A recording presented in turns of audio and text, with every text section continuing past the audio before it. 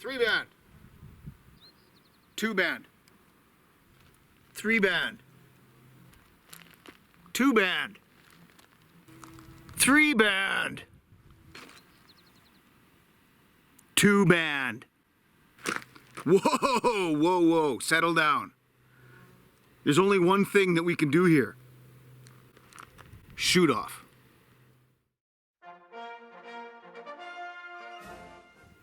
Today we're going to shoot a 300-yard practice with 2 different rifles.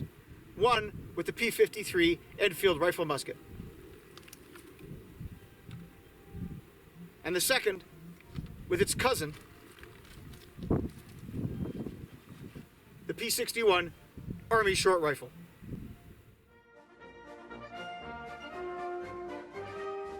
When the P53 Enfield Rifle-Musket was adopted nominally in 1853, there quickly followed a demand from rifle regiments for a shorter, handier version. This was realized in 1856 with the P56 Army Short Rifle.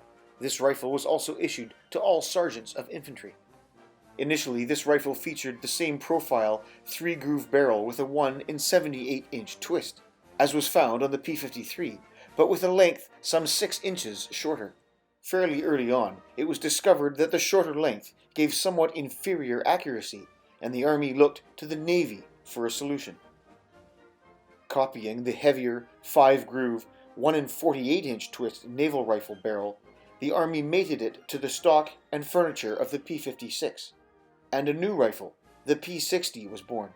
This rifle went some way in remedying the lack of accuracy as was found with the P56. Very shortly after that, modifications were made to yield yet another pattern, the P61. The main differences between these 2 rifles were 1. The adoption of the smooth, rounded Baddeley barrel bands to replace the Palmer barrel bands with their lower, angular extensions that got caught on equipment and clothing, and 2. The recalibration of the sights from 1100 yards to 1250 to accommodate for the new, more energetic J2 powder then being introduced. The resulting rifle was to have a short life, as in the late 1860s they were almost exclusively converted to breech loading on the Snyder principle, with very few remaining to this day. Here we see elements of a British battalion at Niagara Falls in the early 1860s. The men are armed with the P53 and its socket bayonet, while the sergeants, shown in the center between the 2 colors, in this case with his bayonet fixed, and here standing on the left flank without his bayonet fixed, are armed with the short rifle. The rifles used in this experiment are both reproductions, made by Parker Hale in England. Viewers of the channel will be familiar with both, though the P61 has a bit of a backstory. I decided to convert my Parker Hale P58 naval rifle to a P61 Army short rifle, so as to better reflect the interests I hold. This was done primarily by changing the furniture to iron examples that were found from a disused Mark II Snyder short rifle. The nose cap, the butt plate, and the side nail cups were all drop-in fit due to the quality of the Parker Hale stock, but the trigger guard required some work to fit due to the increased length of the tang. Some simple inletting on the underside of the stock wrist was all that was required. Although the barrel bands are, as they came with the rifle, blued, not case-hardened as they are on the original examples, I elected to leave them as such so as not to change the shooting characteristics of the rifle. But that's enough about the hardware. Let's do some shooting. As mentioned in the preamble, I chose a range of 300 yards, as I felt that this distance would better separate any discrepancies in the performance between the 2 rifles. The target, on the right, was mated with an iron gong, some 18 inches square, that I would use to confirm the range and the sight settings before I started. Ammunition for the Enfield series of rifles is carried in the usual way. Packets of 10 rounds are carried in the main pouch, and are emptied individually into the expense pouch or ball bag carried at the front of the waist belt. These are the standard Pritchard cartridges that I use with all my Enfields, and consist of a 530 grain Pritchard bullet in front of, in the case of the P53, 52.5 grains of 3F, and in the case of the P61, 60 grains. Like with any shooting for a specific purpose, whether it be competitive or not, there's always preliminaries. They include de-oiling the bore by simply running some dry patches up and down, the blackening of the front and back sights with some suitable source of flame. In the case of a rifle musket, it's always important to cap off by firing some blank caps to make sure the nipple is clear, and lastly by firing some fouling shots. These will help to ensure that your results are as consistent as possible. In this case, I use them to confirm the range and the sight setting to the target. The first practice was with the P53, 20 rounds at 300 yards. Viewers of the channel will be very familiar with the operation and usages of the Pritchett cartridge. I use this combination exclusively, as I found it to be accurate and very easy to use.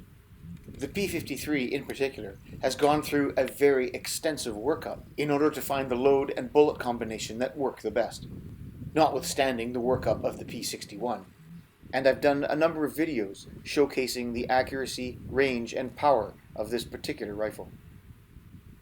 Of course, this practice is to compare the P53 and the P61, so let's settle down and burn some powder.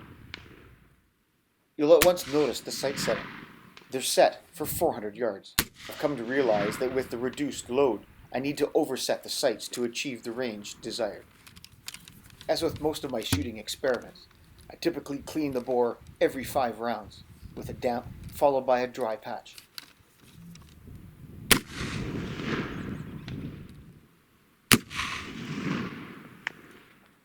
I thought this little sequence might be interesting to demonstrate the awkwardness of consistently standing and lying down to shoot a rifle musket.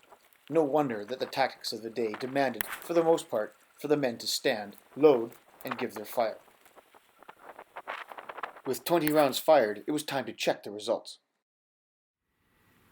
Well, there's the group fired with the P53. It's a bit of a spread. We have one flyer down on the south here, but the rest of the group settles in slightly above the point of aim here. The point of aim actually was at the top of the black, so that the foresight covered this area here.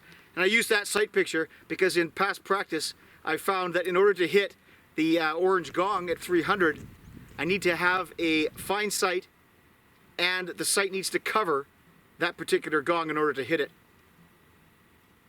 From the results I see here though, we probably could have stood to use the point of aim at the bottom, and that would have centered the grouping over top of the aiming point a little bit better. We'll crunch the numbers and then do it again with the P61 and see how the 1 in 48 twist does as compared to the 1 in 78 of the P53. The best way to measure the consistency of a given rifle is to use the figure of merit, and this requires data to be collected in order to crunch those numbers and arrive at your figure of merit. This large target was somewhat unwieldy, and I had to hand measure every round for X and for Y. Of course, these measurements get entered into the figure of merit calculator, and right as rain, out comes the number. In this case, the P53 shot a figure of merit of 7.03 inches, with an overall group spread of 29.56. Now it was the turn of the P61. I managed to find a new firing point, as the one I used with the P53 was perhaps the most uncomfortable in the Western Hemisphere. It had been some time since I'd shot the P61, or the P58 naval rifle as it used to be, from 300 yards, and I used a couple of extra rounds in order to range correctly. The shorter length of the rifle came into its own in this particular position. I didn't have to stand up every time and just rocked back onto my knees and loaded from the kneeling position.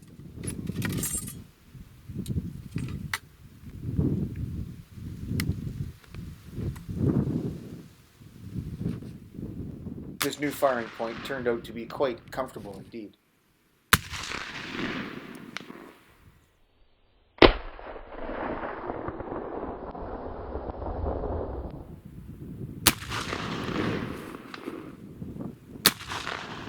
With the rounds complete, it was time to make the 600-yard round trip and check the results.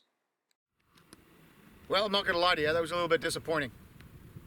There's a nice consistent tight group with 7 rounds in it, but that doesn't account for the vast spread of the other 13. Yeah, it's like a shotgun. And we're missing 2 rounds, which presumably went off to the right because 3 of them that hit the target actually nicked the very right-hand edge.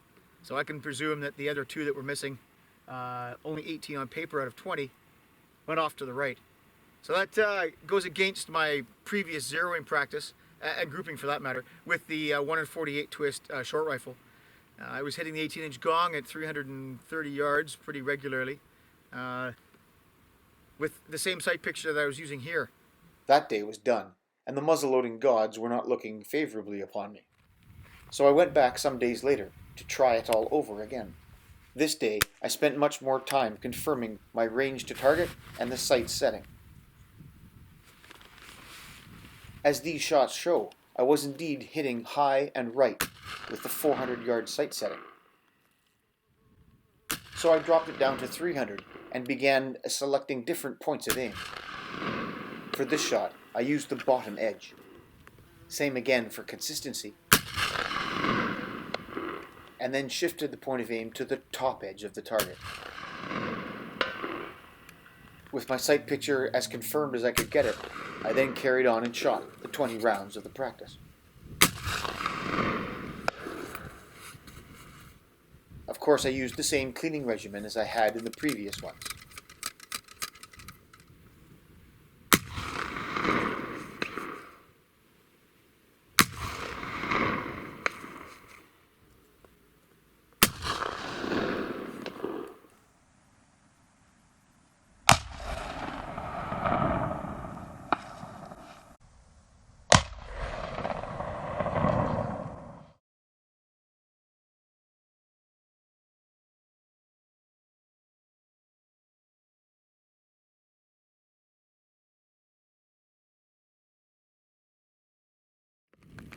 I must admit, going to check on this second effort, I did have high hopes. But the muzzle-loading gods had different ideas. A lot of low hits here. Hit this rock about 6 times. So that in itself isn't too bad. But there's no way to get an accurate figure of merit from this group. It stretches from about here to here. So if you're to eyeball it, it's probably a little bit tighter than the P53, but yeah, more zeroing, get this up on paper, and then we'll get a better understanding of how the comparison between the rifle musket and the short rifle is. Okay. Damn! So it was with a keen sense of disappointment that I went home that day and came out, yes, some days later, to try it all over again. There it is, 300 yards away. 3rd time lucky, I think they say. I must admit I was rather stymied, but I redoubled my efforts and checked my range and sight settings yet again.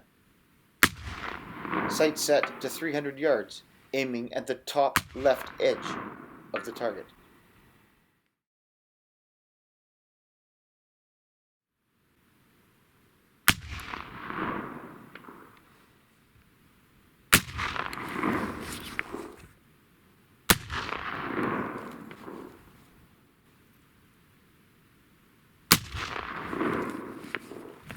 As you might imagine, there was a certain sense of trepidation marching up to that target that day.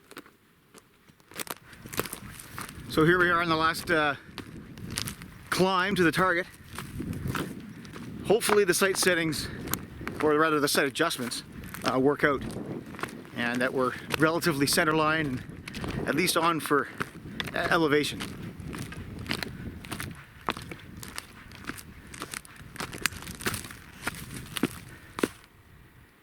Well, it's better than it was. Still got to work on that range though. What do you think? Did I have my act together? 1, 2, 3, 4, 5, 6, 7, 8, 9, 10, 11, 12, 13, 14, 15, 16, 17, 18, 19, 20. At least we're on paper. And we have a group we can measure. So we'll crunch the numbers and we'll compare that to the P53. That's 300 yards, 2 21 groups, see which rifle performed better. Thank God I'm on paper. On the initial eyeball, the group didn't look particularly good. That said, that's the magic of calculating the figure of merit. The numbers don't lie. The short rifle shot a figure of merit of 7.21 with a group spread of 26.55 inches. This compared pretty much on par with the figure of merit and group size shot with the P53 Rifle-Musket. The difference of 0.2 inches in the figure of merit at 300 yards really does not represent that much of a deviation. So, as far as consistency goes, the two rifles shot about the same. So these tests weren't necessarily comprehensive, but they were set up with a large number of rounds and shot at a range that would show glaring errors if the discrepancy between the two rifles was present. I think that I should revisit this practice, now that the sighting issues have been sorted out and I seem to be able to get all the rounds with both rifles on the paper for correct measurement. And besides, more shooting can't possibly be a bad thing, can it? I'd like to give a shout out to Duncan, a friend of the channel. He made mention of a handy tool in a conversation that we had not long ago, made out of a disused .303 case and stuffed with a bit of flannelette soaked in oil. When lit, it creates a black, oily smoke that's perfect for blackening sights, both front and back. As a cap to snuff the flame out, he used a 9mm case. Now, I don't have any of those, but what I do have is slightly more Victorian. I found the .303 case fits perfectly inside a disused Martini Henry case. The combination works perfectly.